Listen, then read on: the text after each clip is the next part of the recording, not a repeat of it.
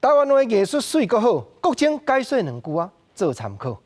解文说字，所有观众朋友，咱讲到目杂，讲到流戏，讲到脱裤上戏，实在讲，真侪人拢袂晓分，看起来形体拢要共呢。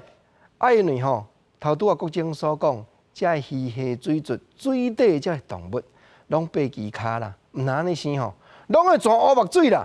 所以台湾的俗语话，原来有伫咧讲用因钻乌目水来比拼安怎样呢？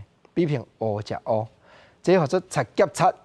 俗语话讲流鱼食目杂，流鱼原来乌的，目杂原来乌的，拢会钻乌目水。因若小食就是叫做贼夹贼，啥叫做贼夹贼？就是因为明明你对我，大家拢伫咧用价值，拢伫咧用歹心肝的时阵，真正就是乌食乌咯。过去民间有一句话咧流传，讲劝人毋通做歹，是安怎样讲？讲人为善啦，人若做善事啦，人做善事的时阵福虽未至，好以远离。人若做善事，虽然福气也未到，天公伯会保庇你，毋是袂呢？总是知的已经离开你的身边。颠倒头讲，人为恶者，人若做歹好虽未至，福以远离。知的还未来，但是福气已经离开去啊。为怎样有这款的情理？正就是因为乌食乌，贼夹贼。因为明明我著甲你判心肝咧交陪，毋过你是乌心肝呢，你是怀疑我呢，你伫咧作恶多端呢。我明明要甲你斟，你嘛当作讲国情啊，你要甲我教，才会产生出这款流鱼食目杂这种俗语话。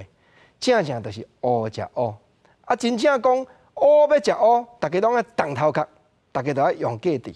毋则俗语原来另外一句讲贼价状元财，会去做歹代志的人比较讲安分守己的人，咱认真甲想一个真，头壳拢无平人较歹呢。你若讲乖乖啊认份，逐工照起工上班下班，咱就食个饱求平安就好啊。像国情即款的，真正袂去动头壳，讲要共设计呢。毋过若会安尼使鬼人蛇乌龙世道的人，拢有几分状元财。即款的你讲伊好也歹，是在社会真歹去比拼。咱即句话半咧甲学老，但是半原来咧甲考试。